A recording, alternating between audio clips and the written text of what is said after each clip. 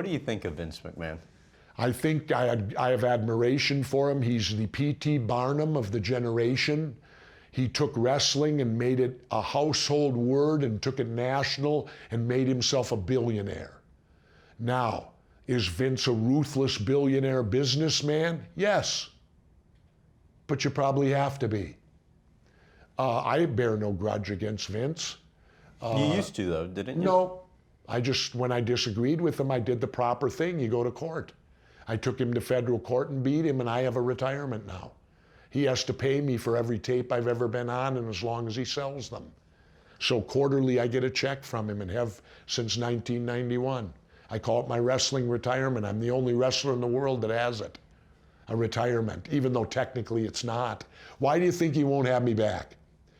At the last WrestleMania on my show, I got deluged. Everybody, Jesse, how come they never bring you back to the WrestleManias? They bring back all the other old timers.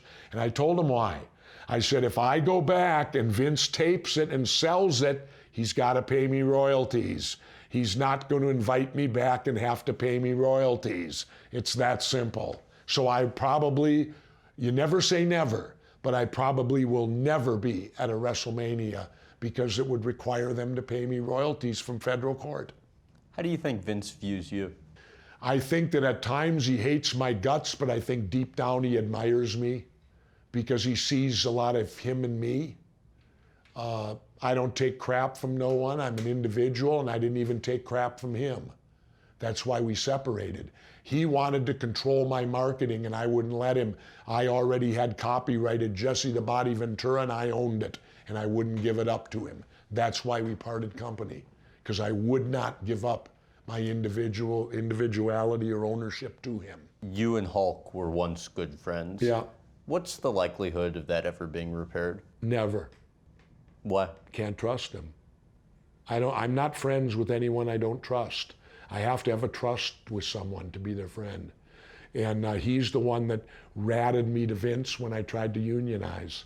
I found that out under federal deposition when Vince was put under sworn, and he didn't hesitate at all. I told my lawyer the story, and in deposition you can ask about anything. And so I wanted to know who ratted me in the locker room because there were no agents, no one from the office was in there when I did it. So it had to be one of the boys. And when my attorney said, Mr. McMahon, has there ever been a union in wrestling? And Vince said, no.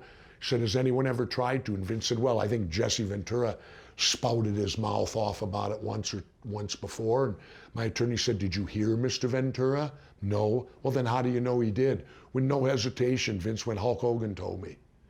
And I didn't show any emotion, but I almost tipped over in the chair because he was my friend. And I thought, but then I understand why. When we went to court, I saw in WrestleMania 3, Hogan got paid more than all of us combined.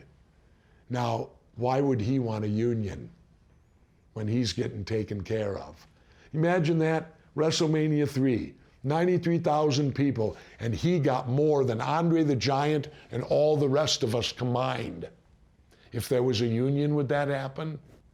No. What communication did you have with Hulk after you found that out? None. I've never spoken to him since and don't intend to. Did he ever try and Why would he bother with me? He's dealing with Hulkamania. The only time he made contact, he wrote a book when I was governor, and he was coming here once to do a book signing, and he wanted to make sure I wouldn't get him arrested. So he actually had Vince McMahon contact me as governor.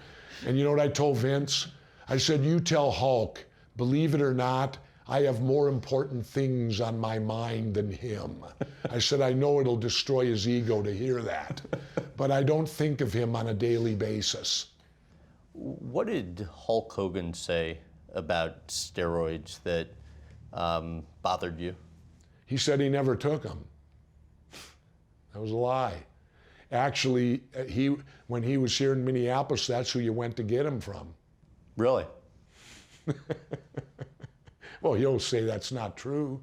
But for him, the common laugh used to be when he used to tell the kids to say their prayers and take their vitamins.